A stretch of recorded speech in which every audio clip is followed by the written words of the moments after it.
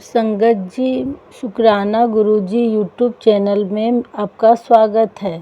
संगत जी, लाइक करें, कमेंट करें, शेयर करें और मेरे चैनल पे नए आए हैं तो सब्सक्राइब ज़रूर करें।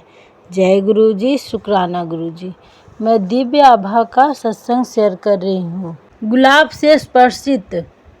जनवरी 1985 के मध्य में गुरुजी ने कहा कि वह मेरी पत्नी बबली के जन्म दिवस 25 जनवरी की शाम को हमारे घर आएंगे। उस दिन हमारे घर पर अनेक अतिथि आए। कुछ महिलाएं अपनी शाल गुरुजी को सुगंधित करने के लिए दे रही थी। गुरुजी उसको एक बार पहनकर कह रहे थे कि यह 1 सप्ताह तक सुगंधित रहेगी, यह 15 दिन, यह 1 मास आदि आदि। मैंने उनको एक फौजी कंबल देकर पूछा कि वह कितने दिन सुगंधित रहेगा। गुरुजी ने मुस्कुराकर उत्तर दिया, 1 वर्ष, और वैसा ही हुआ। जय गुरुजी, शुक्राना गुरुजी। देहरादून में गुरु कृपा। मैं देहरादून में था और पिछले 3 वर्ष से गुरुजी से कोई संपर्क नहीं था। अचानक एक दिन एक रात को मेरे कान में अत्यधिक दर्द हुआ और मेरे कान के पर्दे फट गए। अगले दिन प्रातः जब मैं कर्ण, नासिका और कंठ विशेषज्ञ के पास गया तो परीक्षण करके उन्होंने कहा कि मेरे दोनों कान क्षतिग्रस्त हो चुके हैं क्योंकि मैं सुन नहीं सकता था। उन्होंने यह मुझे लिख कर बताया। उन्होंने कहा कि सेना के चिकित्सक कान के नए पर्दे लगाने के लिए शल्य चिकित्सा कर सकते हैं, पर इनकी सफलता केवल 5% ही होती है। अतः मुझे मानसिक रूप से सेना से निवृत्त होकर घर जाने के लिए तत्पर रहना चाहिए। उसी शाम एक सिख सज्जन हमारे घर आए और उन्होंने कहा कि गुरुजी ने जालंधर से मेरे लिए अमृत भेजा है। उन्होंने यह भी बताया है कि उनको पता है कि मुझे अब सुनाई नहीं देता है। 3-4 दिन अमृत पीने के बाद मेरे कान के पर्दे पुनः ठीक हो गए और मेरी श्रवण शक्ति लौट आई। डॉक्टर अचंभे में थे कि यह सब कैसे हुआ। मैं देहरादून में था जब मुझे 1988 में सरकार से कार ऋण प्राप्त हुआ। मैं असमंजस में था कि कार कहाँ से लूँ, देहरादून, दिल्ली या कलकत्ता। एक दिन मुझे दिल्ली से कर्नल, अब ब्रिगेडियर चौधरी का फ़ोन आया कि गुरुजी तूफान की भांति उनके कार्यालय में आए थे और उन्होंने कहा कि चटर्जी देहरादून में है और कार लेने के बारे में चिंतित है। उसको बोलो कि कार उसके लिए चंडीगढ़ में प्रतीक्षा कर रही है। इतना कहकर वह बाहर निकल गए। ब्रिगेडियर चौधरी उनके पीछे भागे, पर बाहर लंबे बरामदे में गुरुजी कहीं नहीं थे। यह सोचकर कि गुरुजी संभवतः दिल्ली आए होंगे और वह उनके दर्शन कर सके, उन्होंने जालंधर में गुरुजी के निवास पर फ़ोन किया। उत्तर देने वाले सज्जन ने कहा कि गुरुजी कहीं नहीं गए और वह उनके सामने बैठकर मुस्कुरा रहे हैं। मैंने चंडीगढ़ से ही कार ली और 2006 में बिकने तक बहुत अच्छी तरह चली।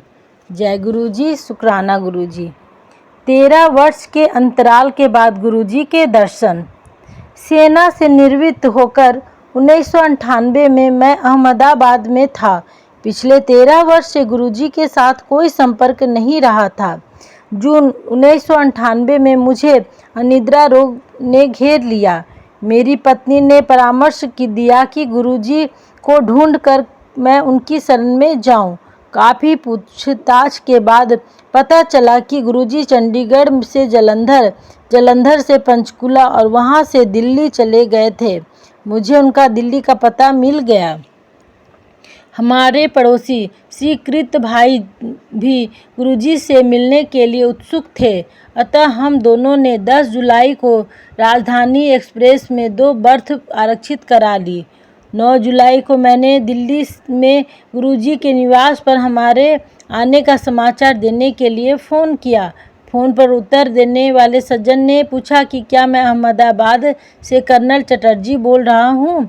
मेरे सहमत होने पर उन्होंने बताया कि आज गुरु पूर्णिमा के कारण गुरुजी पाठ में है और पर उन्होंने बताया कि शाम को 7 बजे मैं अहमदाबाद से फ़ोन करूंगा। गुरुजी को मेरे आने के बारे में ज्ञान था और उन्होंने मुझे 11 जुलाई को शाम 6 बजे आने को कहा।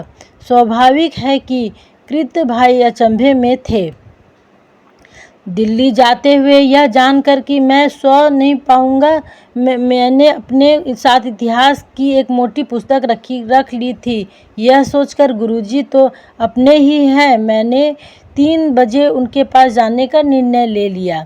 जब हम 4 बजे सुल्तानपुर पहुँचे तो एक अनोखी घटना हुई। हमें एम्पायर स्टेट नहीं मिल पाया। कुछ देर घूमने के पश्चात मुझे समस्या समझ में आ गई। गुरुजी ने हमें 6 बजे आने को कहा था और हम वहाँ 4 बजे ही पहुँच गए थे। मैंने कृत भाई को बताया कि मुझे समस्या पता लग गई है और अब उसका समाधान मिल जाएगा। मैं कार से उतरा और मैंने गुरुजी से प्रार्थना करी, जो हो गया सो घट गया, अब वह हमें अपने पास बुला ले।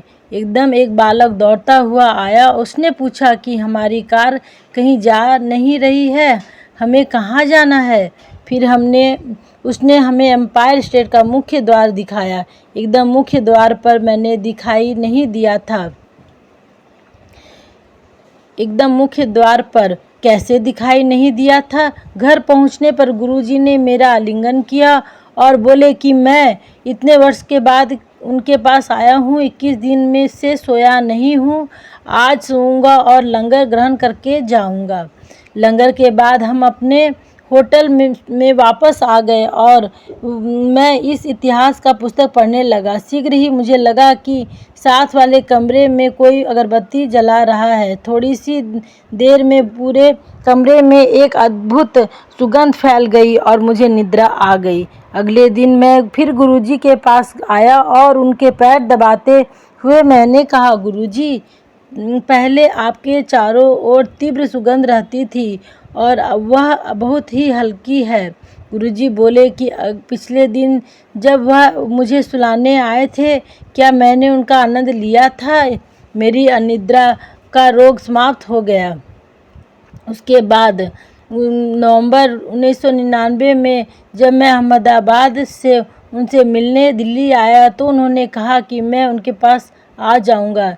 सीमेश में अपने साक्षात्कार से एक दिन पहले मैं गुरुजी से मिला और उनको इसका समाचार दिया। वह बोले कि मेरा चयन हो चुका है और उन्होंने मेरी आय भी बता दी।